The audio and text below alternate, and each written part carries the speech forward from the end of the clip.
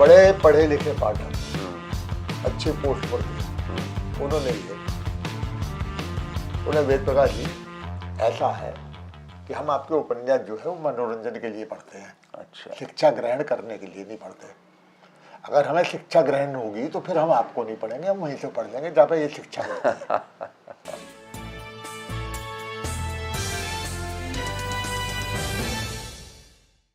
कांबो साहब, एक ज़माना था कि कोई आपने 500 नावल लिख मारे थे। 500 से ज़्यादा नावल आप लिख चुके हैं उस वक्त। हाँ, 400 450 का है, पता नहीं कितने हैं। और 18 साल की उम्र थी आपकी जब पहला नावल आपने लिख दिया। हाँ, 17-18। वो क्यों लिखा था आपने?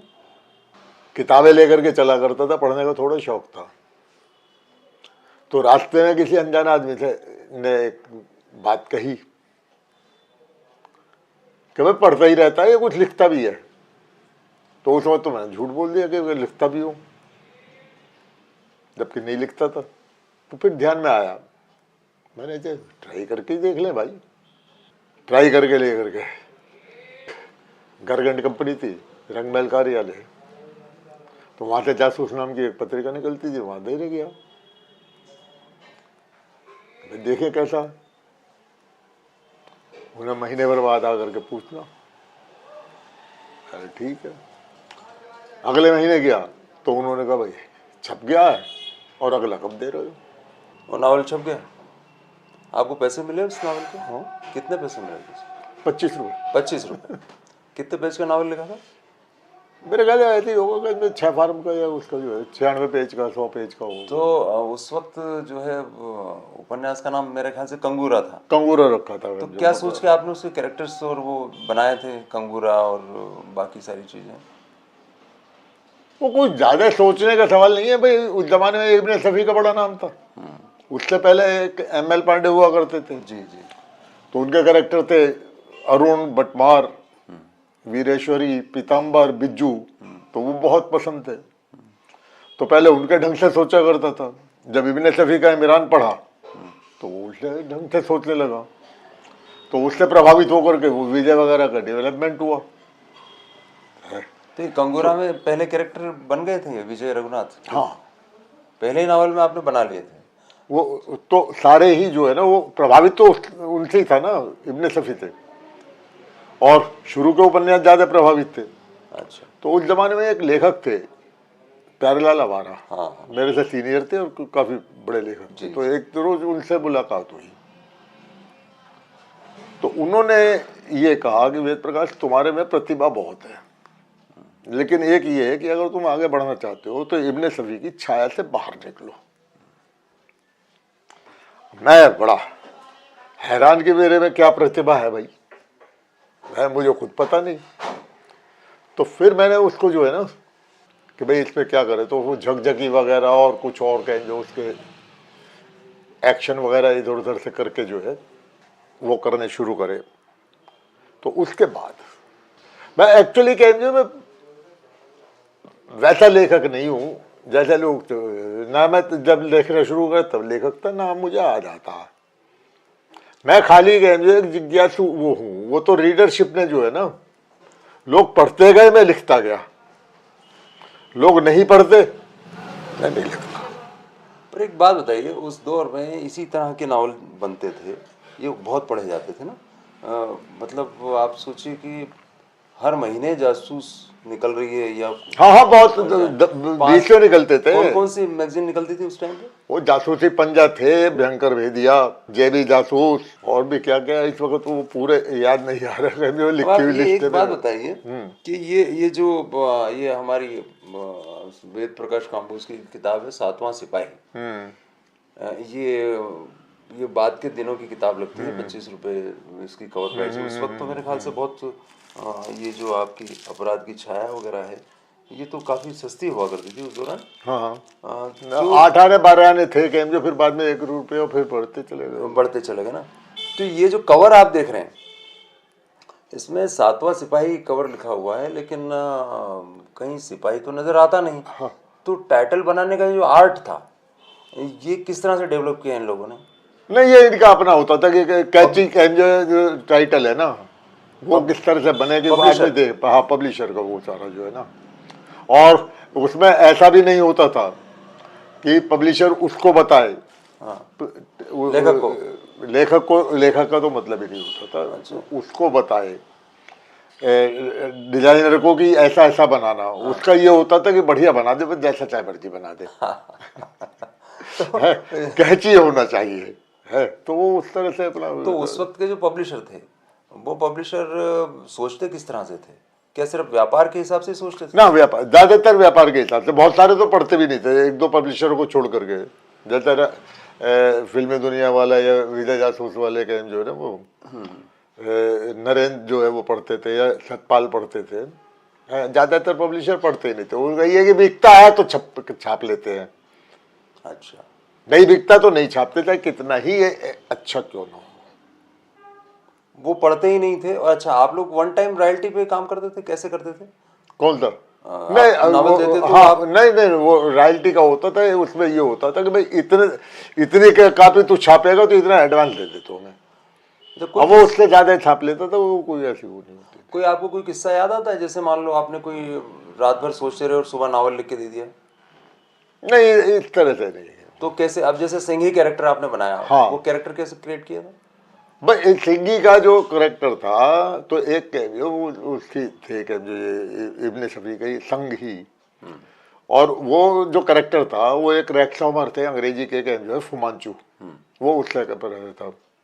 तो उसके बाद जब मैं फुमांचू से हुआ तो उसमें थोड़ा सा उसको लेकर के, और फिर उसके अंदर उसका वैज्ञानिक पुट वगैरह मैंने डिफरेंट रूप से डाला बस। सिंघी का एक्चुअल कैरेक्टर क्या था जो आपने उस जमाने के अंदर वो है जो अब भी कहें जो स्टार वार्स के उससे जैसे आ जाता है। हाँ। कि भाई एक करेक्टर है जो अपनी ताकत को वो होकर के दुनिया पर शासन करना चाहता है, तानाशाह बनना चाहता है, और जो जासूस है वो नहीं बनने देना चाहता उसको जो है। तो ये उस वक्त की मतलब एक खास तरह की जो धारणाएं थी कि दुनिया पर राज करने वाला विलन हो। वो तो आज भी वही है, आज भी वही है। वो धारणा कभी नहीं हुई। भाई जैसे एक सीधी सी बात है कि एक जमाना था कि अमरता हासिल होनी चाहिए। तो ईरान का एक कैम जो वो आपको अगर याद होगा, गिलगमेश एक कैम जो वो है आख्यान जो ईंटों पे लिखा हुआ जी है। हाँ, जी हाँ। तो उसके अंदर उसका जो हीरो है वो ऐसे पदार्थ की खोज में है जो उसे अमर कर दे। है अमरता होना, ये होना, सबसे शासन करना, सबसे शक्तिशाली होना, ये ह्यूमन उसकी वो है। उसके बाद जो हीरो होता है वो अंडर प्रिविलेज होता है। ये भी तब वो तो ये एक बनी बनाई धारणा है, वो आप किस ढंग से उसको देते हैं। आप मेरे को कभी कभी लगता है कि उस वक्त की जो फिल्में थी, एक्शन फिल्में 70s की, वो उनमें भी एक टिपिकल पैटर्न होता था। वो तो वही पैटर्न आप लोगों के नॉवल में भी दिखाई देता है। वो जो है वो जो जैसे आप टिपिकल पैटर्न कह रहे हैं ना, वो पहले भी था, उससे पहले भी था, और वो आज भी है। क्यों कि 3 चीज चाहिए उपन्यास लिखने के लिए, एक हीरो, एक हीरोइन, और एक कैंजो विलेन। अब वो जो विलेन है वो व्यक्ति भी हो सकता है, वो जो विलेन है वो वेदर भी हो सकता है, वो जो विलेन है वो कुछ और भी हो सकता है, वो समाज भी हो सकता है कि हीरो हीरोइन को नहीं मिलने दे रहा। वो रूप बदल जाते, मेन थीम तो वो ही रहेगा, बिना उसके कहानी नहीं चल सकती। उस वक्त ये जो चीजें थी कि हर महीने एक नावल देना है, हाँ तो आपका हर महीने एक नावल आता था? हाँ हाँ, कई दफे दो भी करने पड़ते। दो आते थे। तो वो दो आप लिख कैसे पाते थे? दो नावल लिखना मतलब ये तो फैक्ट्री। नहीं एक्चुअली क्या होता है, देखिए एक बात बता रहा हूँ, आपकी टंकी में पानी कितना भरा हुआ है, वो जो भरा हुआ पानी है तो आपने एक बाल्टी भरी, दूसरी भी भर ली, टंकी में पानी नहीं है तो नहीं होगा। नहीं, वो बात नहीं है। मैं इसका रेफरेंस दूसरे तरह से लेना चाहता हूँ। मैं ये आपसे जानना चाहता हूँ कि कोई आदमी फार्मूले और पैटर्न पे ऑन डिमांड लिख सकता है, ये एक बिल्कुल अलग तरह की चीज है। नहीं नहीं, वो पब्लिक परसेप्शन के हिसाब से है, उसमें कोई बहुत ज्यादा अकल की बात नहीं करनी है। उसके अंदर जो है एक देवदास दिलीप कुमार की बनी, देवदास शाहरुख खान की भी, उससे पहले भी देवदास बनी हुई है। तीनों का ट्रीटमेंट अलग है ना। कि चोर है, उसने चोरी करनी है, जो पुलिस वाला है या हीरो है उसने नहीं करने देनी है, ठीक। अब वो चोर कोई भी हो सकता है, वो चोर कहेंगे, उसकी जगह ब्लैक बाजारी भी हो सकता है। वो फार्मूला तो है ही है। आप कई बार जो है छोटा उपन्यास खींच गए तो पीछे एक कहानी लगा दी उन्होंने, ऐसा भी होता था? हाँ, मैं दरअसल रीडरशिप का, मुझे ना तो कह उपन्यास, मैं जितना कह अपने दिमाग के अंदर सेट कर लेता था ना तो उसे छोटा कर सकता था, ना उसे बड़ा कर सकता था। मेरी लिमिटेशन थी। कुछ ये भी होता था कि भाई कुछ को ओबलाइज करने के लिए छोटा लिख दिया, ताकि ये कि भाई इसकी कहानी लग जाएगी इसमें साथ में। अच्छा, ये भी ठीक है, ऐसा भी करते थे आप? वो तकरीबन कह उसका वो होता, जैसे भाई शर्मा जी के साथ मेरे संबंध थे। शर्मा जी यानी ओम प्रकाश शर्मा जी, कि वो मुझसे, मेरे से 15-16 साल बड़े थे, और आज जो कुछ भी जो थोड़ा बहुत जो मुझको आता है, जबकि मैं ज़्यादा नहीं जानता, वो सब कुछ जो वो उनका और उनकी मंडली का दिया हुआ है। तो अब ओम प्रकाश शर्मा जी का किस्सा आया, तो ये कि उस वक्त एक आम धारणा है उस वक्त के लेखकों के बारे में कि वो बहुत ज़्यादा पढ़े लिखे लोग नहीं होते थे शैक्षिक तौर पे, कि वो कोई उन्होंने बड़ी डिग्रियां ले रखी है, या ये कि वो साहित्य की दुनिया में उन्होंने न जाने क्या क्या कर रखा है, ऐसा कुछ नहीं था। लेकिन उन्होंने जो पढ़ रखा था वो एकेडमिक पढ़ाई करने वाले नहीं पढ़ते। यही मुझे फर्क पड़ा।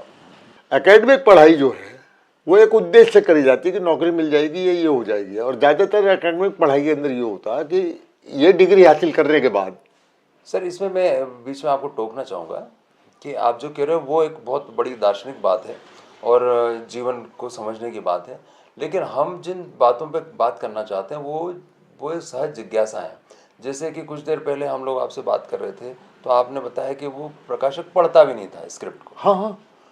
तो जब प्रकाशक भी नहीं पढ़ रहा है, लेखक अपने पैटर्न पे लिख रहा है, तो सिर्फ एक मसाले का उत्पादन कर रहा है। हाँ हाँ, है ना? तो उसमें कोई साहित्य जैसी बात नहीं है कि आप बहुत ही विकट साहित्य रचने जा रहे हैं। बिल्कुल ठीक है ना? हाँ। तो बहुत सारे लेखक ये मांग करते पाए जाते हैं बाद में, जो एक सज्जन, मैं नाम नहीं लेना चाहूँगा, ठीक नहीं होगा शायद, आपके जो कैरेक्टर्स हैं उनको लेके वो नावल लिखा करते थे, और फिर आपकी जो नावल हुआ करते थे पुराने, उनकी कॉपी नकली भी छपती थी। हाँ हाँ, खूब नकली छपती थी और नकली भी बिकती थी। तो इसका मतलब ये कि मसाला बिकता था। हाँ तो और वो आपके नाम से होता तो वो और ज्यादा बिक जाता था। ऐसी क्या वजह होती थी? नहीं नहीं, वो एक्चुअली ये जो है ये रीडरशिप की एक ब्रांड आस्था। आपने कोई मुकदमा किया कभी आपके ऊपर नकली? क्यों नहीं किया आपने मुकदमा?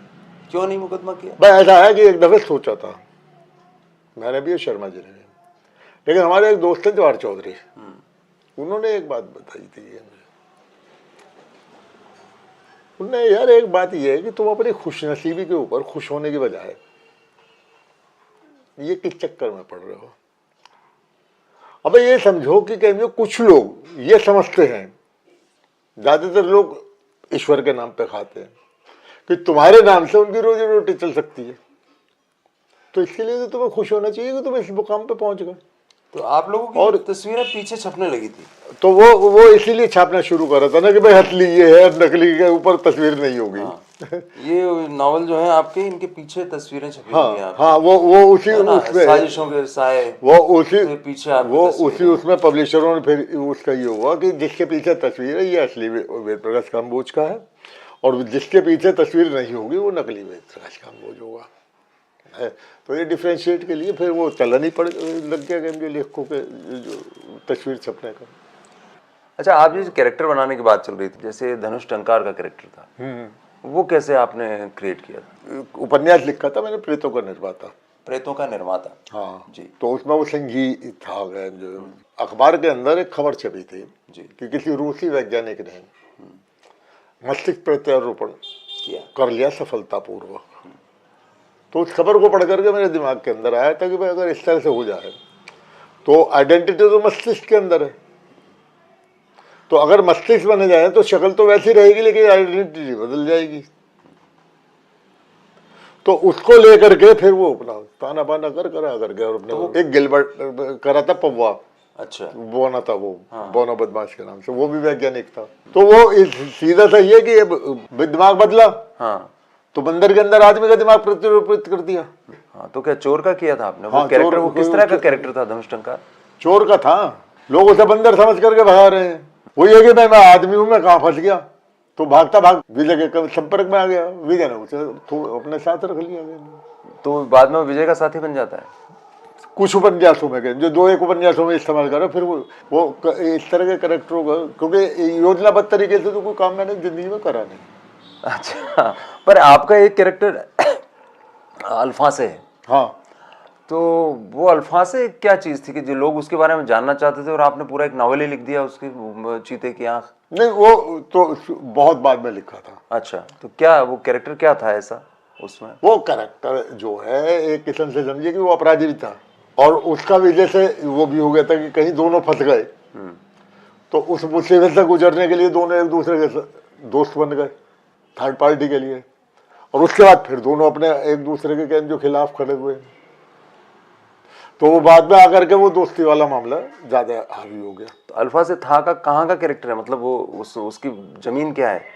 नहीं, वो तो जमीन तो उसकी बाद में तैयार करी, पहले तो मुझे भी नहीं तो पता क्या था जमीन था। तैयार की थी वो भी आपने? गलती थी। वो क्या आपने क्या वो किया था? जमीन ये तैयार करी कि भाई जिस वक्त यहाँ अंग्रेजों का राज था, तो किसी ने यहाँ एक इंडियन लड़की से शादी कर ली अंग्रेज ने, लड़की जन्म देते हुए मर गई, कुछ इस तरह की कहानी है। तो वो जो है अपने उसके रिश्तेदारों के साथ वहाँ पहुँच गया, लंदन या जो है उसमें, तो वहाँ उसकी वो पैदा, तो वहाँ कुछ उसका ये हुआ तो ऑस्ट्रेलिया पहुँच गया, वहाँ कुछ गड़बड़ेशन हुई, तो वो साधारण लड़का जो है किसी तरह से जो है वो अपना अपराध की तरफ जो होता चला गया। कहीं मुक्केबाजी की वो हो रही थी, जैसा कि वो बहुत फिल्मों में भी आता है वैसे भी आता है, तो वहाँ उसे इस बात के पैसे कि तू हार जा, लेकिन जब वो लड़ने लगा तो जो वो नहीं हारा, तो सटोरिया गंज जो उसके पीछे जान को पड़ गया, तो उससे उलझने के लिए वो तो इस तरह से उससे डेवलप कर आपने पूरा उसको डेवलप कर दिया कैरेक्टर। जो ये जासूस जो होते थे वो आपको किसी ये प्राइवेट जासूस होते थे आपके सारे? वो मेरे वाले का पता नहीं क्या था वो। अच्छा। विजय के बारे में मालूम नहीं है, वो जो सीक्रेट उसको कह जो बहुत ढंग से कह जो वो डेवलप नहीं, वो अपने आप ही होता है। वो एक उपन्यास के अंदर उसे वकील भी बना दिया था। अच्छा। समझे, स्टैनली गार्डनर के उपन्यास से प्रभावित होकर के लिखा था, जैसे जो पन्नालाल पाठक ने मुझे अंग्रेजी उपन्यास पढ़ने के लिए वो दिया। पन्नालाल पाठक यानी सुरेंद्र मोहन पाठक के फादर, वो असली गुरु मेरे वही है। अच्छा, वाह, कैसे वो असली सबसे पहले जो जब उन्होंने उपन्यास पढ़ा, मेरा कंगूरा छपा था, तो उन्होंने तो सुना तो लिखने लगा, तो मैंने हाँ जी, उन्हें दिखाइयो, तो मैं दिखाने गया, तो देखने के बाद क्या जो हफ्ते 10 रोज बाद जब मुलाकात हुई उनसे, तो उनसे कभी तू क्या क्या पढ़ता, तो मैं जो पढ़ता था वो बता दिया। तो उन्होंने जो है एक बात कही उस वक्त कि भाई इन उपन्यासों को पढ़ करके तू लेखक बन जाएगा बड़ा, मौके से या बाई चांस जो जगह तुझे, जो मौका तुझे मिल गया है किस्मत से या कैसे भी, तो अब इसके लायक बन के दिखा। मैंने कहा लायक कैसे बनेगा, उनने इनसे काम नहीं चलेगा, अंग्रेजी उपन्यास पढ़ा। मैंने कहा भाई अंग्रेजी तो मुझे आती नहीं, तुमने पढ़ेगा तो आएगा ना, कि कुछ करेगा तो आएगा ना, पढ़ेगा तो आएगा ना है। तो उनके पास जो थोड़े से स्टैनली गार्डनर के वो थे उपन्यास, तो उन्होंने एक उपन्यास दिया, तो एक डिक्शनरी खरीद लाया। अब जो नहीं समझ में आता तो डिक्शनरी में देखा, वो देखा जो करा करके, तो एक नई वो हो गई। तो उसमें फिर उसमें गार्डनर का भी थोड़ा सा चरवा खाना। विदेश के ऐसे कौन कौन से लेखक हैं जिनके आपने ज्यादा पढ़े हैं नावल उस वक्त, उस दौर में, जिनको वो फिर गए जो पीटर चीनी वगैरह सब पढ़े ना? पीटर चीनी,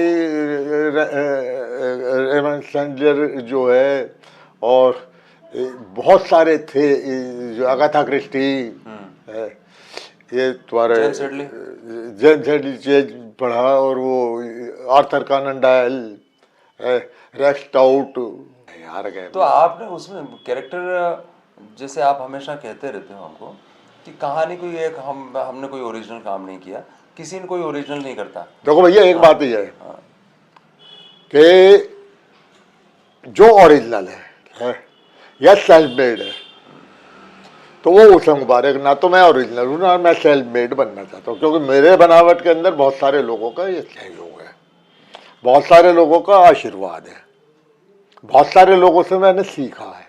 और एक सीधा सा हिसाब ये है कि अपने अगर मेरे से पहले ये परंपरा नहीं होती तो शायद मैं भी नहीं होता। तो एक चीज़ बताइए आप, मैं वैसे ही अब एक विषयांतर करते हैं हम कि क्राइम थ्रिलर जैसे लिखा जाता है तो क्या जैसे मर्डर की कोई कहानी लिखनी है और उसकी खोज करनी है, तो हम पहले क्या उल्टी कहानी तैयार कर लेते हैं दिमाग में, क्या करते हैं आप? नहीं, वो डिपेंड करता है। अच्छा। जो एक्चुअली तो जो रहस्य बनता है ना, हाँ। रहस्य तो उल्टी कहानी में बनता है, क्योंकि एक घटना कहीं से शुरू करी। अब जैसे एक आर्थर कानन डॉयल का उपन्यास है 72 घंटे के नाम से, मैंने अनुवाद करा उसका। अच्छा। स्कारलेट कुछ इस तरह से उसका नाम है, मेरे ध्यान नहीं आ रहा। तो उसके अंदर एक कहानी शुरू हुई थी एक मर्डर से, और शार्लक होम्स उसे खोलना शुरू करता है। खोलते खोलते कहानी इस तरह से चली जाती है कि जो मर्डरर था, रीडर की सहानुभूति उस मर्डरर के साथ हो जाती है और जिनका मर्डर हुआ है उनके साथ नफरत हो जाती है। तो उसने उसको उल्टा चलते हुए वो फ्रीमेसन और जो है उसके हिसाब से जो है उनका एक इतिहास देते हुए अमेरिका के उससे उतार से है, और उसका उसको उस तरह से करा जो है। तो आप, ये तो बड़ा दिलचस्प है ये जानना। तो आपने कोई जैसे कोई आपने कोई मर्डर मिस्ट्री लिखी होगी जो आपको पसंद है, जो आपने वाकई? नहीं, मुझे वो अपना देखो, एक बात बता रहा हूँ। नहीं, कोई मतलब जिसको आपने लगा हो कि उस क्राफ्ट को आपने जब लिखा था तो पहले सोच लिया कि ये आदमी मर्डर होगा और ये मर्डर इस कारण से होगा और मैं इसको इस तरह से उल्टा लिखता हूँ। नहीं, वो एक्चुअली जो जो करने का होता था ना, एक के बाद एक लिखने का, तो उसके अंदर ये होता था कि बहुत सारे प्लॉट एक साथ दिमाग के अंदर घूम रहे होते थे। तो कुछ उसके अंदर दे दिया, उसका कुछ बचा गया, वो दूसरे के अंदर नाम बदल करके उसी पात्र के जो है मेन कैरेक्टर की छोड़ करके उन्हीं के नाम बदल करके, या ये कि कहीं कहीं जो कुछ पढ़ा है, अगर वो कैरेक्टर औरत का है तो उसे मर्द का बना दिया, मर्द का है औरत का बना दिया। ये हलवाई के काम की तरह से होता है कि आप एक डिश तैयार कर रहे हैं, उस डिश के अंदर से अगर कुछ बन गया तो इसका चलो अगले उसके अंदर कोफ्ता बना देते हैं। अच्छा, आप एक चीज़ बताएं, ये जो खारी बावली और ये इस इलाके में जो प्रकाशक हुआ करते थे तो वो टाइम कैसा था, मतलब किस तरह से वो प्रकाशक थे, प्रकाशक का उस वक्त का माहौल कैसा था और कैसे वो लोग लेखकों को ढूंढते थे या बना लेखक अपने आप? नहीं, वो लेखक जो है वो ढूंढने का तो एक हिसाब होता था ना, प्रकाशक सिर्फ उस लेखक को ढूंढता था जिसका नाम हो जाता था। पर नाम होने से पहले कोई न कोई नहीं, वो तो फिर लेखक चक्कर काटता है ना। तो वहां पे कितने प्रकाशक हुआ करते थे खारी बावली में उस वक्त से? खारी बावली में सबसे मेन प्रकाशक है जो ये रंगमहल कार्यालय था। अच्छा। और इसके अंदर जो है दरीबे के अंदर वो जासूसी पंजा है, मेन यही थे। बाकी छोटी मोटी गेम जो छपती रहती थी उनका कोई गेम जो महत्व नहीं था। उससे पहले जो बहुत बड़ा गेम जो है केंद्र था ना, तो वो इलाहाबाद था। इलाहाबाद, वहां से बीच छपती थी। तो इलाहाबाद सबसे पहले सेंटर बना इन चीजों का। हाँ, मेरे ख्याल से जो उसका था, क्योंकि जासूसी दुनिया भी वहां थी। तब उस वक्त कौन कौन से नॉवेलिस्ट वहाँ रहा करते थे? प्यारेलाल आवारा भी इलाहाबाद में रहे? हाँ, प्यारेलाल आवारा भी इलाहाबाद में थे, समझे। इब्ने सफी खुद? हाँ, इब्ने सफी के जो पहले यहाँ थे शायद के जो मुझे ज़्यादा जानकारी नहीं, लेकिन फिर वो तो चले गए। लेकिन ये था कि नखत पब्लिकेशन जो है बहुत बढ़िया, और एक सीधी सी बात है कि उनके लेखक बहुत पावरफुल थे। अच्छा। नखत पब्लिकेशन के शकील जमाली और बहुत सारे थे। इब्ने सईद था शायद एक लेखक जो है। और ऐसा सुनने में आया कि हम जो अपने भाई राही मासूम रजा ने भी वहाँ पे कुछ लिखे हैं। तो वो हमारे इसके अंदर ही जो कुशवाकांत थे शायद बनारस के थे, उनके चेले थे जवला प्रसाद, सोमनाथ अकेला, गोविंद सिंह बहुत जो लर्नेड आदमी भी और हर फंड का माहिर। अच्छा। कई लैंग्वेज जानते थे। रहते कहाँ थे गोविंद जी? है गोविंद सिंह कानपुर? वो कई जगह रहे कहीं जो है। वैसे मेरी मुलाकात उनसे बनारस में हुई थी। अच्छा। सोमनाथ अकेला के साथ। फिर वो दिल्ली आ गए थे, कृष्ण नगर में बहुत दिन रहे। उनसे कुछ भी लिखवा लीजिएगा। अच्छा। हाँ, जैसे मतलब सामाजिक भी लिखवा लीजिए। सामाजिक, ज्यादातर सामाजिक कैमरे, अच्छा। बाकी इसके अलावा कैमरे सब्जेक्ट कोई सा भी हो, अगर आपको सब कुछ बनाना हो तो सब कुछ भी बना देंगे वो। अच्छा इस तरह का, वो सब कुछ जो है उस तरह के लेके। तो ये पूरा शिफ्टिंग जो है वो मेरठ कैसे हुआ? वो धीरे धीरे धीरे एक्चुअली क्या है, जो मेरठ की शिफ्टिंग हुई ना, तो उसकी आधारशिला तो भाई शर्मा जी की है। अच्छा, ओम प्रकाश जी ने। ओम जी यहाँ पर एक पावर लूम में काम करते थे और हाँ, किसी उसमें जो और है ना, ये पहाड़ी धीरज बिरला पे रहा उसमें जो करते है पहाड़ी धीरे तर। पहाड़ी धीरज पे रहते थे। तो मेरे लिए तो कहीं जो पहाड़ी धीरज का कहीं जो मकान उनका वो मक्का मदीना था एक किस्म से, समझो जो है। तो तब तो आबादी बहुत कम रही होगी, तो आप लोग किस तरह से घूमते थे? नहीं, पता ठीक लगा? ठीक ठीक, ऐसा ऐसा भी नहीं था यार, कि जो जैसा तुम समझ रहे हो, ये तो बड़ा शहर था, बड़ी गहमा गहमी रहती थी। और आप सड़कों में घूमते रहते थे? हाँ, बातचीत करते करते जो है ना, वो रास्ते के अंदर जो हमारा वो होता था ना, किस्से से किस्सा निकालते हुए। तो एक आध किस्सा बताएंगे उस समय का? कोई एक किस्सा याद आता है?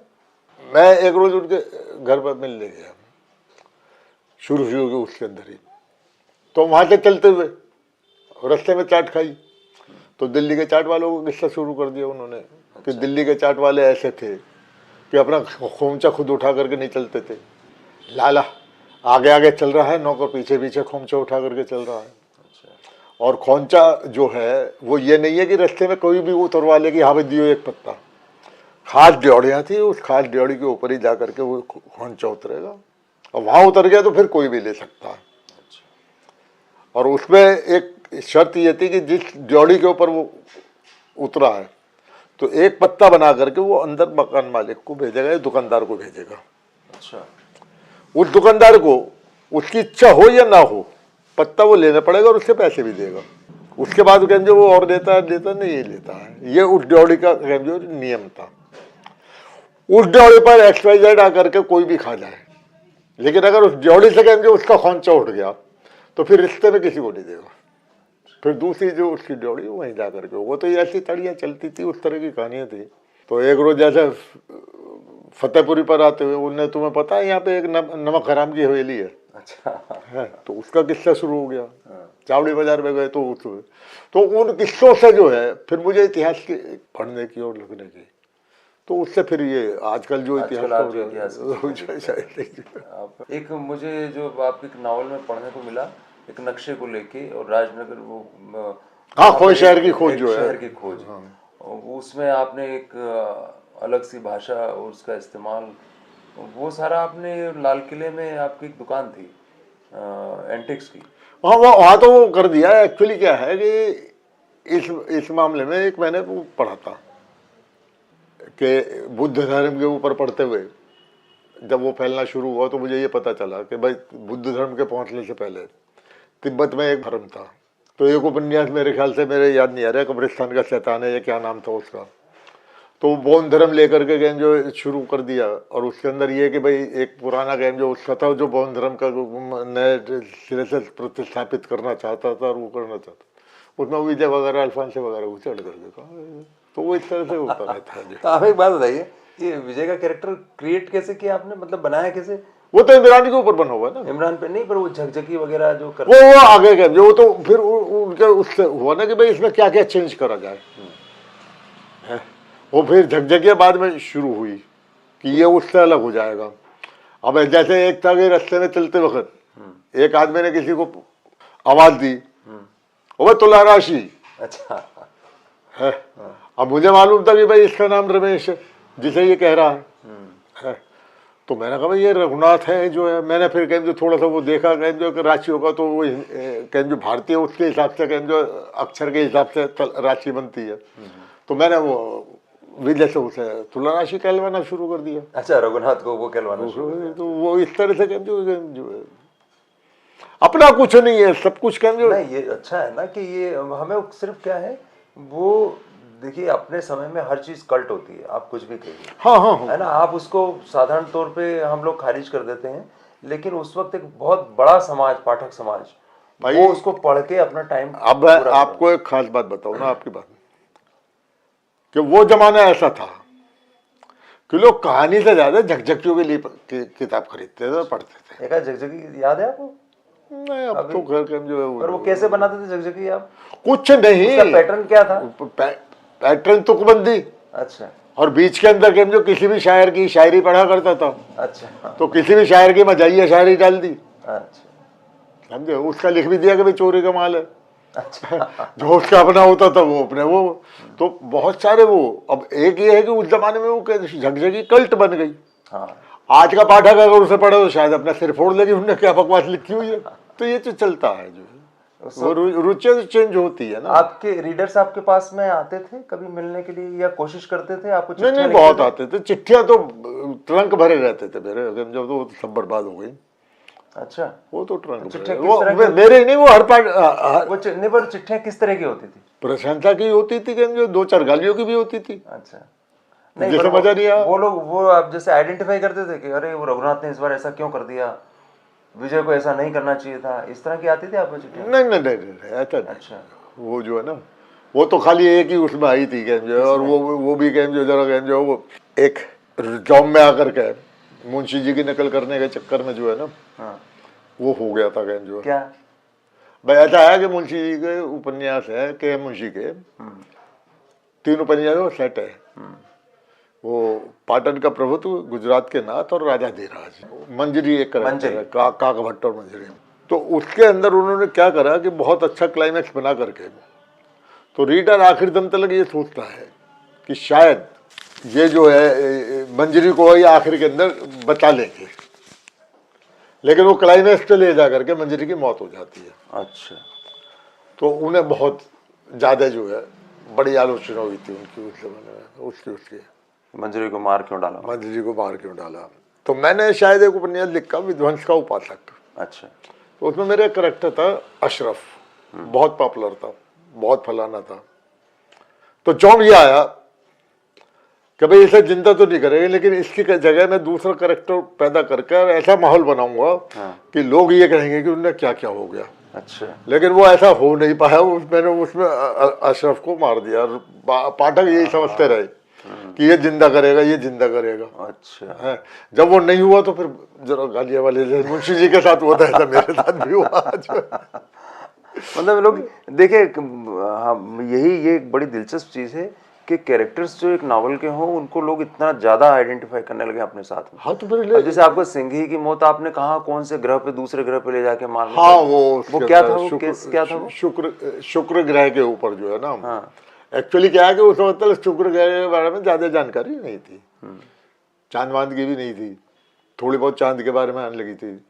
तो एक ये था कि भाई यहाँ की बजाय जो है जरा पुराने उसके अंदर करके देखा जाए जो है रथ वथ, तो फिर ये हुआ कि कहाँ जो है, तो वो कोई वैज्ञानिक जानकारी नहीं थी, मजे की फैंटेसी थी एक किस्म की। तो उसे भी जो है सिंघी को शुक्र ग्रह भेज दिया, तो उसके पीछे उसे भेज दिया विजय को। हाँ, और वहाँ पे सारा वातावरण धरती जैसे ही बना बुनू करके हाँ, है, वो कर आ करके, लेकिन जो क्रेज था चल गया गेम जो है।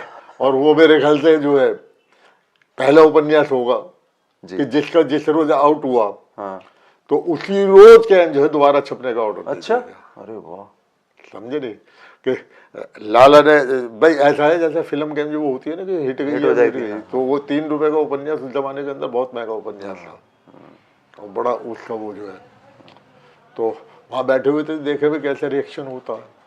से हमें पता लगा कि आप अपनी दुकान पे रहते थे, तो कई बार आप लिख भी रहे हैं, पढ़ भी रहे हैं। क्या आपने खड़े खड़े नावल के टुकड़े भी लिखे हैं? खड़े खड़े नावल के टुकड़े भी लिखे? बहुत। जैसे कैसे करते थे आप, वो जरा हमें एलोबरेट करके बताएं। ऐसा है कि जो लाल किले की दुकानदारी थी ना, ये जरा दूसरे टाइप की दुकानदारी थी। ये थी टूरिस्ट दुकानदारी, कस्टमर आ जाता है तो अटेंड कर लिया, नहीं तो अपने खोल करके बैठे हुए हैं। तो उस वक्त जो है जब लिखना शुरू कर दिया था तो मौका मिलता था। तो अच्छा, दूसरे ये था कि लाल किला उस जमाने में 11-12 बजे बंद हो जाता था, और फिर 3-4 बजे खुलता था। अच्छा, तो उस बीच में जो 2-4 घंटे मिलते थे, 2-3 घंटे, तो उसमें थोड़ी सी कमर सीधी करके जो लिखा गया वो लिख लिया गया, जो पढ़ा गया वो पढ़ा गया। तो ये आपका लाल किले में दुकान एंटिक्स की थी? हाँ, एंटिक्स का जो है एक किस्म से समझो टूरिस्ट बिजनेस की थी, कि जो एंटिक्स तो नहीं था, लेकिन ये कि हाथी दांत की मूर्तियाँ वगैरह थी, जो टूरिस्ट अट्रैक्शन की चीज़ें थी ना, तो वो उस तरह के वो थी, और वो दादा के ज़माने से थी। अच्छा, तो आप वहाँ खड़े खड़े भी लिखते थे कई बार? हाँ, बहुत पढ़े खड़े, वो जब लिखता नहीं था तो उससे पहले खड़े खड़े पढ़ता भी था कहीं।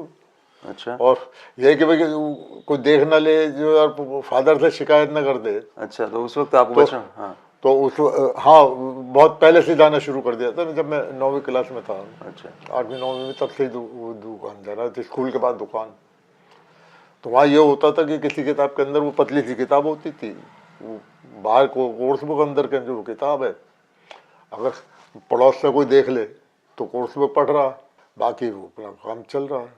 क्योंकि कई दफ़े होता है नंबर तो मेरे को बहुत अच्छे आते नहीं थे, तो लोगों को आश्चर्य यही होता था थोड़े कि भाई इतना पढ़ता है क्या, फिर भी कहते ये नंबर कैसे गए इसके कमा, पढ़ता कुछ और है तो वो पता नहीं लिखता कुछ और है।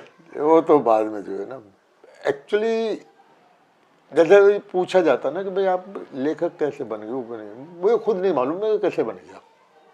तो कई बार आपने कुछ सामाजिक उपन्यास भी बीच में लिखे, हाँ वो भी लिखे, जैसे पत्ती झरा गुलाब, हाँ पत्ती जरा गुलाब है, कांटो भरा दामन है, कांटो भरा, प्रतिष्ठा है। हाँ। तो इनकी खासियत क्या होती थी, जो हालांकि ये चले ना? नहीं हाँ, तो वो डिफरेंट रूप से चले। भाई एक्चुअली क्या है, ओम प्रकाश शर्मा और जवाहर चौधरी है कि भाई तुम लेखक बनने की कोशिश करो, हर जगह तुम्हारी कलम चले। लेकिन फिर आप फिर वापस क्राइम थ्रिलर पे कैसे आ गए? भाई वो उतनी सेल नहीं होती थी ना, पब्लिशर को तो सेल चाहिए ना। पर वापस लोगों की मांग कहें या प्रकाशक की मांग कहें, फिर आपने ज़्यादा क्राइम थ्रिलर ही लिखे। हाँ वो तो धंधा था वो जो है पहचान ये था कि, और हो सकता है कि वो उसके चक्कर में वो छप भी गए हो, वैसे लिखता हो शायद पब्लिशर ना भी छापता। अच्छा क्योंकि फिर देखिए एक बात मैं आपको बताता हूँ, पहली बात तो है, सही ढंग से अगर सोचो तो ये समझो कि पॉपुलरिटी और टैलेंट ये दोनों डिफरेंट चीजें हैं। पॉपुलरिटी के बाजार में टैलेंट की पूछ जरा कम होती है। तो अभी एक और बढ़िया चीज़ मुझे जो पता लगी थी कि जैसे ओम प्रकाश शर्मा थे, तो उन्होंने उंगलियों का सौदागर इस तरह से लिखी कि पहले से वो टाइटल तैयार था, और वो नाम तो दे देते थे, वो तो बहुत देते। वो कैसे होता था? वो कुछ नहीं, गेम जो अगले के विज्ञापन का नाम चाहिए। अच्छा, मेरे ख्याल से गेम जो है, मेरे पास लिस्ट बनाई थी। अच्छा है तो मौत के नाम से गेम जो 85 नावल होंगे मेरे, मौत का फरिश्ता, मौत की भूल भुलैया, मौत का गेम जो जाल, और मौत का फलाना, वो इस तरह से देने पड़ते थे ना गेम जो। अच्छा, अगर उसके कहानी जो है, मौत बहुत होती थी, नाम देना। अच्छा वो हो गया तो उसी तरह से उनसे पूछा होगा उंगलियों को सौदागर, चल उंगलियों को सौदागर, या पब्लिशर के जो मैंने ये नाम छाप दिया, उन्हें ठीक है देख लेंगे। अच्छा, प्रकाशक पहले नाम छाप भी देते थे कि अगला नावल ये आने वाला है, अगला नावल ये आने वाला, और अपनी तरफ से नाम दे देते थे? वो अगर वो लेखक ने तो दे देते थे। अच्छा, और टाइटल भी कई बार डिजाइन भी बना देते थे क्या वो? डिजाइन तो बनवा लेते थे ना गेम जो, डिजाइन पे तो नाम ही लिखना होता था गेम जो, क्योंकि कहानी से तो कोई इसका ताल्लुक होता नहीं था। अच्छा, किसी टाइटल का कहानी से कोई ताल्लुक हो जरूरी नहीं? वो सामाजिक है और वैसा है भाई, इसके अलावा जो है ना देखने के अंदर आकर्षक होना चाहिए। अच्छा तो शर्मा जी चूंकि जो शर्मा जी के सामाजिक की डिमांड बहुत ज्यादा थी, है मुझे तो उन्होंने कुछ करा था कि भाई अपने आप को कहेंगे लेखक बनाओ, ऑलराउंडर। उस चक्कर में वो सामाजिक उपन्यास वगैरह आपने लेकिन बहुत सारे पैटर्न नए प्रयोग किए थे। तो एक किसी नावल के बारे में ये है कि वो एक वाक्य होता है, फिर एक पूरा शेर होता है, फिर एक वाक्य होता है, शेर होता है, इसमें नहीं वो एक वाक्य नहीं है, जो हर चैप्टर के ऊपर गए जो ना, वो कांटो भरा दामन के अंदर था। अच्छा, जहाँ चैप्टर शुरू होता है, हाँ, तो उस पर जो कोई एक अच्छा सा शेर जो है, उसकी शुरुआत भी शायद नरेश कुमार साथ के उससे हुई थी, शेर से हुई थी। बड़ी मुद्दत के बाद मैं चमन, जिंदगी के चमन से छांटे हैं, आपको चाहिए तो पेश करूं, मेरे दामन में चंद कांटे हैं। अच्छा। और ये कांटो भरा दामन शायद उसी से जो है वो नाम भी हुई शायद साहब के उसी शेर से। मेरठ में एक गली ही थी लगभग प्रकाशकों की एक वक्त में। हाँ वो तो पूरा खानदान हो गया था ना। कितने लोग थे उस वक्त? कौन लोग थे, कुछ ध्यान आता है? वो 20 हो गए थे केम जो। 20 ही हो? बस 8-10 तो केम जो पूरे खानदान के केम जो लोग थे। अच्छा। और उनकी देखा देखी केम जो कुछ और केम जो पैदा हो गए थे। मंडी मेरा बहुत बड़ी मंडी बन गया था भाई। तो ये एक बात बताइए, इतने सारे लोगों को इतने नावल मिलते कहाँ से थे? लेखक मिल जाते थे इतने? वो तो देखो लेखकों की कमी नहीं है। अच्छा, लेखकों की कमी नहीं थी। लेखकों की कमी ना तो पहले थी ना अब है, बात छपने की है। अच्छा, ये लोग जो करते थे लेखकों से बात करके, तो नकली नावल बहुत छपते थे उस वक्त। कई बार छपवा लिया, एक बार पैसा दे दिया, एक बार नहीं दिया। और खुद बड़े आपके जो कैरेक्टर्स हैं, जैसे ये विजय और रघुनाथ, इनको लेके दूसरे उपन्यासकार बड़े बने हैं, उन्होंने इन्हीं कैरेक्टर्स को आगे बढ़ाया। तो क्या दूसरों के कैरेक्टर उठा के और लिखने की परंपरा थी उस वक्त? नहीं, वो देखो एक बात बता रहा हूं मैं कि एक कैरेक्टर है अंग्रेजी का जेम्स बॉन्ड, यान फ्लेमिंग का। किंग्सले हामिश ने भी जेम्स बॉन्ड के नाम से लिखे हैं। अभी हाल के अंदर शर्लक होम्स इसका है, आर्थर कॉनन डॉयल का है। शर्लक होम्स के कैरेक्टर के नाम से अंग्रेजी में उपन्यास लिखे गए हैं। यह श्रद्धांजलि के नाम पे जो है नहीं, वो श्रद्धांजलि के नाम पे होते थे, लेकिन एक अलग चीज जो है, देखिए वो जो मेरठ में देखा जाता है कि वेद प्रकाश शर्मा के नावल में आपके कैरेक्टर जो है वो शुरुआत उनसे ही होती है उनकी। पहले उसने मेरे नाम से लिखे बहुत सारे उपन्यास। वेद प्रकाश काम्बोज के नाम से वेद प्रकाश शर्मा ने पहले नावल लिखे हैं। हाँ। फिर उन्होंने अपने नाम से शुरू किया। लेकिन उसकी एक खासियत होती है क्या? जब एस्टेब्लिश हो गया तो वो मानता तो था। अच्छा, ये मानते थे वो कि हाँ उन्होंने काम्बोज के नाम से लिखा है। अक्सर मिलता रहता था वो जो है, मैंने इस तरह तो वो, और ना भी मैंने, देखो एक बात बता रहा हूँ, बिना पीछे वाले से लिए ये फर्क सिर्फ इतना है कि आप उसका नाम बदलते हैं या नहीं बदलते। नहीं, ये देखिए जो आप मसाला मार्केट है एक तरह का, ये जिस तरह की बात है, तो इसमें ब्रांड की बड़ी कदर है, जैसे नाम की बड़ी कदर है। नहीं, वो ऐसा कमिटमेंट होता है रीडर का, इसी तरह से कैरेक्टर के साथ भी उसका कमिटमेंट होता है। और वो तो क्या जैसे विजय की जो चरित्र आपने बनाया या रघुनाथ का चरित्र आपने बनाया, कोई और इस्तेमाल कर रहा है, तो वो उस चरित्र के तरीके से तो उसको आगे बढ़ा सकता है ना? नहीं, एक्चुअली क्या वो उसमें कुछ एडिशन कर सकता है? ये होता है कि वो उसमें एडिशन करना चाहिए, उसकी मर्जी है। नहीं, पर वो क्या कर सकता है? मैं कह रहा हूँ वो तो व्यवसाय की जरूरत के हिसाब से बता रहा हूँ। नहीं, वो करने का देखो, एक्सपेक्ट तो वही करेगा ना। अगर वो कर सकता है तो फिर अपने कैरेक्टर भी बना सकता है, जो कि उसने बाद में बनाया। जो कि उसने बाद में बनाया। अगर नहीं कर सकता तो वही अटक करके रह जाएगा। अच्छा, इसी दौरान वहां पे ट्रेड नेम वाले लोग भी तो खड़े हुए थे। हाँ, वो ट्रेड नेम तो दुनिया भर में चलता है। ट्रेड नेम नहीं तो उस वक्त कैसे अपने यहाँ शुरू हुए? चलता तो है, लेकिन अपने यहाँ कैसे शुरू हुए वो? भाई अपने यहाँ जो शुरू हुए के पब्लिशर और उसके, मेरे तो खैर जो दो आदमी से तो बहुत ही घनिष्ठ संबंध है, सतपाल से और नरेंद्र से, इनसे दोस्ताना संबंध रहे। बाकियों से भी कहेंगे बहुत अच्छे। सतपाल ने नीलम जासूस वाला, और एक वो नरेंद्र जो है फिल्मी दुनिया वाला। ये तो पब्लिशर उसके वो थे, वो पब्लिशरों के झगड़े भी होते रहते थे, लेकिन दोस्ताना जो है वो आखिर दम तलक बना रहा जी। अगर लिखना बंद भी कर दिया ना तो बैठक में और दोस्ताने में वो कभी नहीं आई। दूसरों के साथ ये था कि अगर वो हो गया तो मिलना जुलना कम हो गया। पब्लिशर का जो एक हिसाब है ना, पैसा कमाने के लिए छापता है जी, और लेखक जो है वो अपने नाम को पैसा कमाने के साथ साथ अपने नाम को फैलाने के लिए छपवाता है। पब्लिशर लेखक के प्रति काशियस इस वजह से होता है कि अगर मैंने इस जो है लेखक को ज्यादा वो दिया तो ये अपने पैसे की डिमांड बढ़ा देगा, तो इसलिए मैं इसे प्रमोट नहीं करता। तो लेखक को अपने दम पे ही प्रमोट होना पड़ता था। जब वो प्रमोट हो गया तो जो दूसरा पब्लिशर है उसके अंदर ये होता था कि मैं दूसरे से ज्यादा देने को तैयार हूँ। लेखक की क्वालिटी क्या है इससे किसी को कोई मतलब नहीं है। जैसे एक बात बताता हूँ, एक बहुत बड़े लेखक है, चंदर के नाम से लिखते थे, आनंद प्रकाश जैन जी, मुझसे बहुत बेहतर लिखने वाले थे, लेकिन वो आए, लिखे भी अच्छे। उन्होंने जो एक भोला शंकर का जो अपना जासूस बनाया, तो दुर्गा प्रसाद खत्री के गोपाल शंकर का लड़का था और उन्हीं की तर्ज पे था, लेकिन वो उतना नहीं हो पाए। अब इससे कहेंगे उनके टैलेंट में तो फर्क नहीं आता ना। टैलेंट की बात नहीं, हम लोग कर रहे थे ट्रेड नेम जो इस्तेमाल होता है। ट्रेड नेम का तो एक ये है ना कि अब एक लेखक देखा, उससे ये कहा कि भाई हम तुझे इतने पैसे दे देंगे लेकिन छापेंगे अपने नाम से। अब उसको उन्होंने पुश करना शुरू करा। अब जब वो किसी बढ़िया लेखक ने, जिसे कहे बेचारों को आर्थिक तंगी, वो लेखक में आर्थिक तंगी तो आनी है। अच्छा। क्योंकि कितना भी रईस हो सेठिया तो साला बन नहीं सकता। अच्छा। ये तो मानेंगे ना आप, है भाई थोड़ा बहुत संपन्न हो जाएगा, सेठिया बन जाएगा। तो अब उसका ये है कि उसको लेकर के उसको उन्होंने विज्ञापन से दबाया। अब अगर वो जो ओरिजिनल लेखक है वो नखरे दिखाता तो किसी भी सब छपवा करके उसमें वो ट्रेड नाम उसने कर लिया। तो उन्होंने ट्रेड नेम एस्टेब्लिश किया। मेजर बलवंत, क्या कर्नल रंजीत, वो कैसे लिखे जाते थे जो है ना, जैसे कर्नल रंजीत गए तो उसका मुझे मालूम नहीं है कि उसमें किसी और ने नहीं लिखा, लेकिन उसके जो लेखक थे तो वो अपने जमाने के दिग्गज लेखक थे, जो मखमूर जालंधरी, बहुत ग्रेट है। अब एक बहुत बढ़िया लेखक है आरिफ मारवी,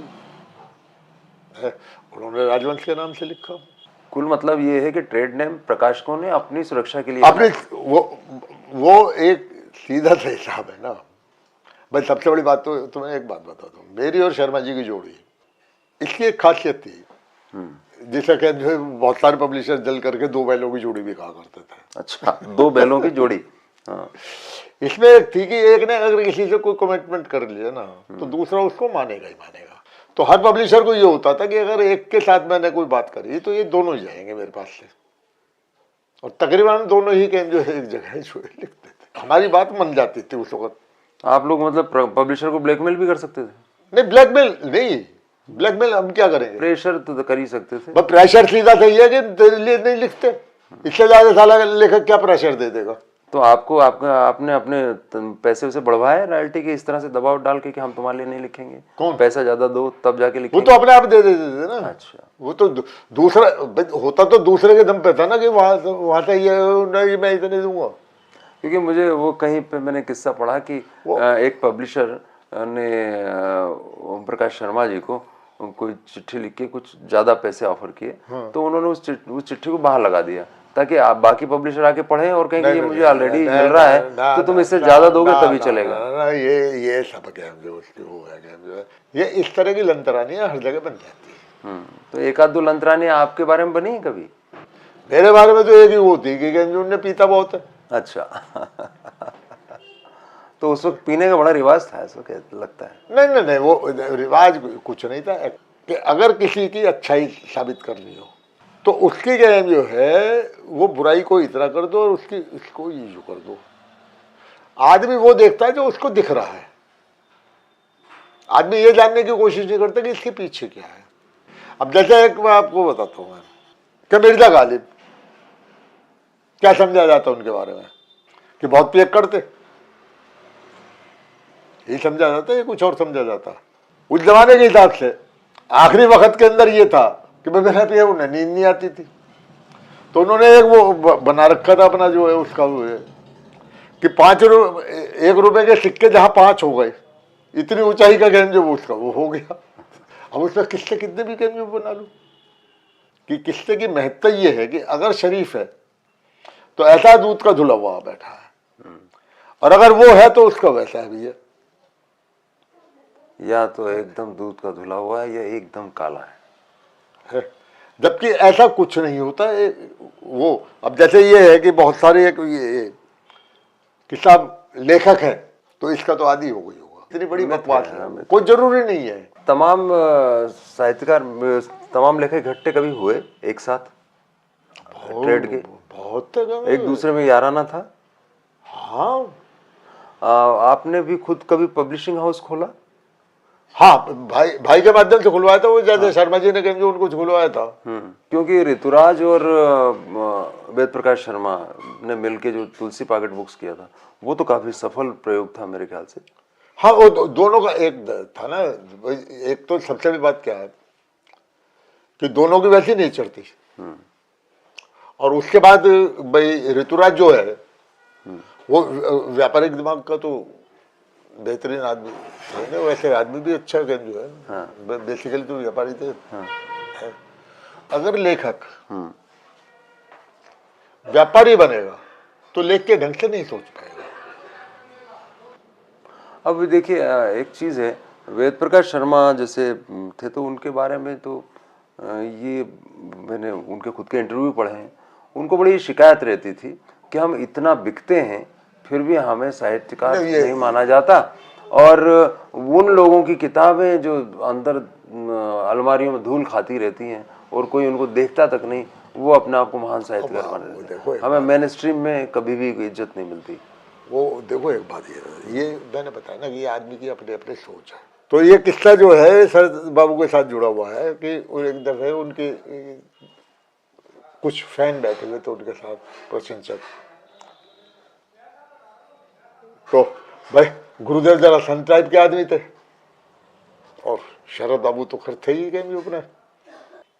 तो उनके फैन बोले कि साहब हमें तो शरद बाबू आपके उपन्यासों में मजा आता है ये रविन्द्रनाथ गुरुदेव कह गए कि जो इनके उपन्यास क्या लिखते हैं हमारे तो सर से जो है पार हो जाते हैं, ये हमारे तो समझ में ही नहीं आते ये लिखते क्या है।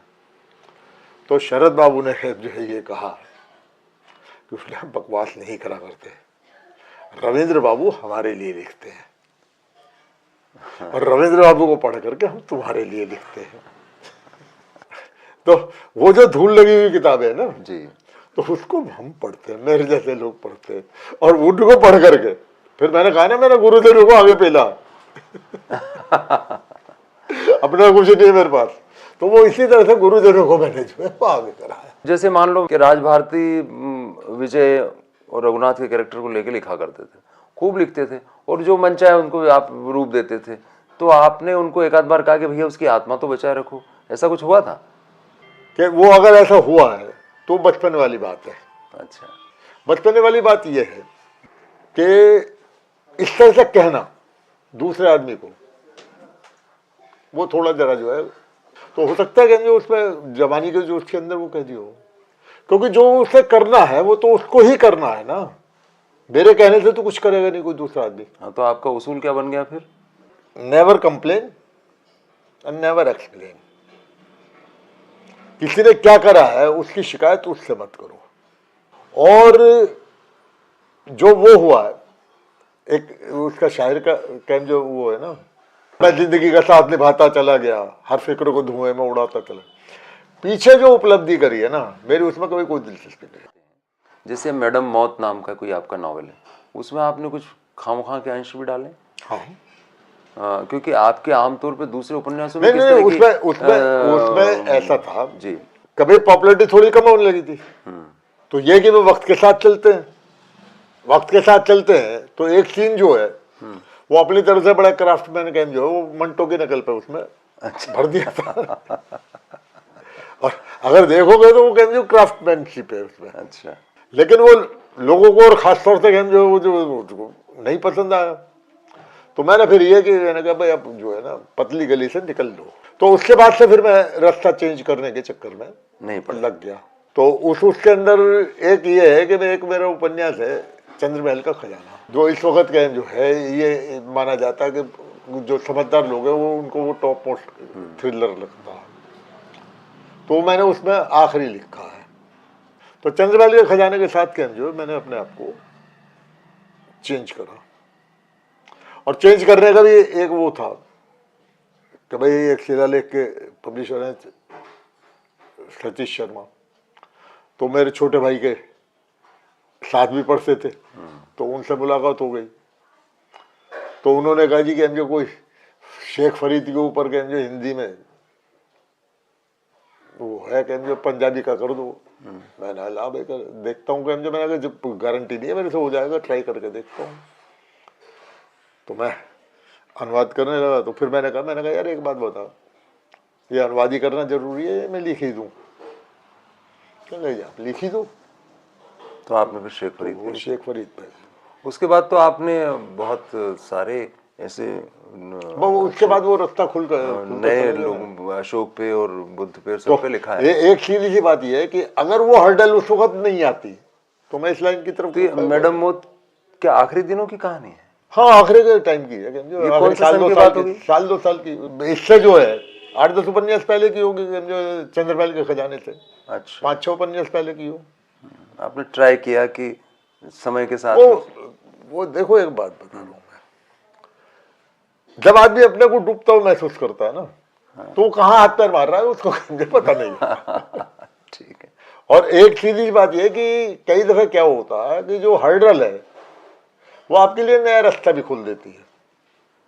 तो ये खुल गया। तो ये अब आपने ये किससे, विद्वानों के जो चाइनीज वो किया, वो कैसे आइडिया दिमाग में आया? बस वो आइडिया इस वजह से है कि मैंने जब इसे पढ़ा तो ये वहाँ के क्लासिकों में से एक है। मूल रूप से किसका लिखा हुआ है? मूर्ति सिंह एक के जो लेखक है वहाँ के मध्यकाल के, उनका लिखा हुआ है हिंदी के अंदर। जी मैंने इतने बड़े उपन्यास का इसमें वो नहीं है जी। कोई गेम जो क्लासिक जो है हिंदी में नहीं है। तो मैंने कहा यार एक बात ये है कि गेम जो कम से कम यही नाम हो जाएगा कि गेम जो इतने साल ये करा है इस तरह से जो है, तो फिर एक दो जो मैंने जो है अभी भी। लेकिन आप किस्सा गोई में यकीन रखते हैं। आपने फिरंगिया को जैसे लिखा है, एक ठग कथा, तो आपको बताना था उस काल की ठगी और इन सब चीज़ों को, लेकिन आपने उसको एक खास तरह की कहानी में पिरोया। हाँ, तो वो फंटेसी भी हो जाती है और फैक्ट भी हो जाता है। जो इंडियन ठग है, तो एक बचपन में बहुत छोटी सी किताब पढ़ी थी जो किनकी थी, ठग पिंडारी और डाकू करके, जो उनके लेखक का नाम याद नहीं आ रहा जो है। तो तब से मुझे जो है एक थोड़ा सा दिमाग के अंदर एक ये थी कि भाई पिंडारी और डाकू तो समझ में आए, ठग समझ में नहीं आए थे, क्योंकि इनके कुछ खास कानून थे। लेकिन एक सीधा सा हिसाब ये था कि भाई अपराध पेशा आदमी के इतने कड़े कानून क्यों?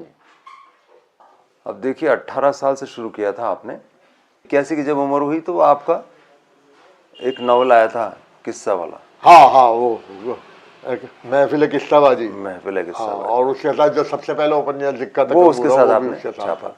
तो अभी जो आपके दोस्त थे सत्यपाल वार्ष्णेय, उनके बेटे भी अब वापस से नीलम जासूस उन्होंने शुरू किया है। तो आपको लगता है कि इन दिनों अब कोई इस तरह के लिटरेचर का कोई फ्यूचर है?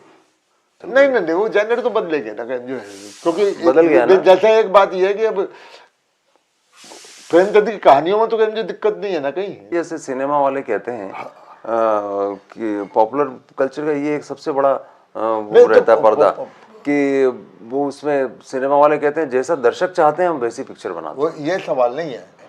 तो आप कभी दर्शकों को या आपके पाठकों को दीक्षित करने की कोई इच्छा नहीं करते?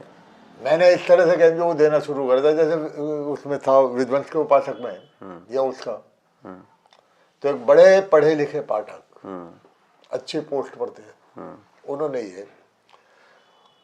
उन्हें वेद प्रकाश जी ऐसा है कि हम आपके उपन्यास जो है वो मनोरंजन के लिए पढ़ते हैं। अच्छा। शिक्षा ग्रहण करने के लिए नहीं पढ़ते। अगर हमें शिक्षा ग्रहण होगी तो फिर हम आपको नहीं पढ़ेंगे, हम वहीं से पढ़ लेंगे जहाँ पे ये शिक्षा मिलती है। क्या इलाज करोगे इसका? ठीक है। आपको लगता है कि हिंदी पल्प अभी चलेगा? कुछ लोगों ने सोचा है कि दोबारा सुने वापसी। खत्म कोई चीज नहीं होती है। कितना चलेगा ये नहीं पता। लोगों का पढ़ने का शौक कितना है, सारी चीजें इस बात पर डिपेंड करती है।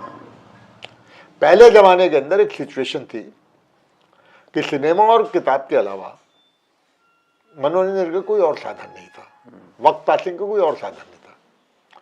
आज 50 से साधन है वक्त पास करने के। किताब के अंदर थोड़ी सी प्रॉब्लम यह है कि उसके अंदर आदमी को कई चीजें कंसंट्रेट करनी पड़ती है, आंखें, हाथ, दिमाग। जबकि औरतों के अंदर ये है कि उसको देखते हुए, सीरियल देखते वक्त कहेंगे वो अपना कुछ और काम भी कर सकता और नजर मार लेता। तो ये वो जो चेंजिंग टाइम है ना, उसको तो आप कोई नहीं बदल सकता। आप अपने जीवन पे कोई एक शेर या लाइन कहना चाहें तो कैसे जीवन को परिभाषित कर सकते हैं आप?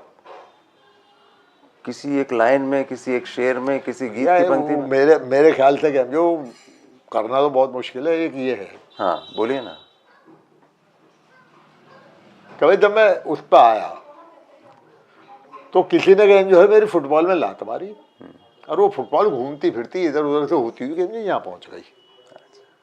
कैसे पहुंची ये मुझे भी नहीं मालूम, लात किसने मारी ये भी नहीं मुझे मालूम।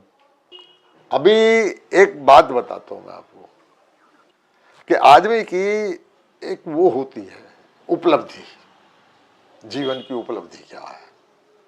मेरी ये समझ में नहीं आया कि जीवन की उपलब्धि कैसे हो सकती है। आप यहाँ खड़े हुए हैं, सामने दो कैन जो है आपके रेलवे लाइन जा रही है जो एक बिंदु पर जाकर के मिल रही है। आप ये सोचते हैं कि अगर उस बिंदु पे मैं पहुंच गया तो एक बड़ी उपलब्धि हासिल कर लो। आप उस बिंदु की तरफ चलते हैं, जब आप पहुंच जाते हैं तो वो उपलब्ध हो जाता है जो आप उपलब्ध करना चाहते हैं। आप फिर वहीं खड़े हैं जहां पहले थे, फिर एक नया बिंदु दिखाई देता। तो उपलब्धि जो है वो मेरा जहां तक ख्याल है वो ये है कि जीवन का सफर का आपने कितना मजा लिया। वाह, तो अभी हम लोग इससे बढ़िया चीज़ पे बात ख़त्म नहीं कर सकते कि आप एक 85 के आदमी के पास बैठे हुए हैं। आप 85 साल के तो हो? हाँ 85 में लग गए, जो 85 हो गए जो 85 एंटर, 85 साल में एंटर किया हुआ आदमी अभी भी ये मानता है कि मंजिल मंजिल का मज़ा नहीं, चलने में मज़ा है। हाँ वो सफ़र में मज़ा है। तो वो सफ़र अभी भी चल रहा है, उसी मज़े से चल रहा है। कोशिश तो और उम्मीद करते हैं कि आपके गालिब जो है फिर हो गए मतलब अब भाई मैंने बताया ना, मैं तो पाठकों का लेखक हूँ। पाठक पसंद करते हैं तो लिख रहा हूँ। तो लिखते रहिए। ये पाठकों की कृपा है कि पसंद करते हैं। तो मतलब आप इसी तरह लिखते रहिए समझे? तो हम लोगों की जिंदगी उसी तरह समृद्ध होती रहेगी। और तो जो है भाई आप लोगों का प्रेम भाव बना रहेगा, चलता रहेगा वो अपना।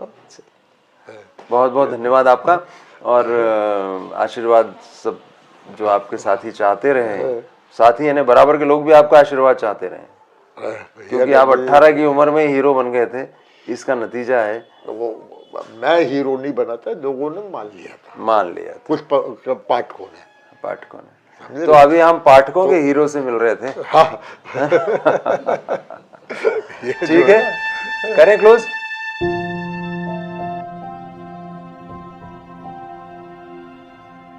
thank you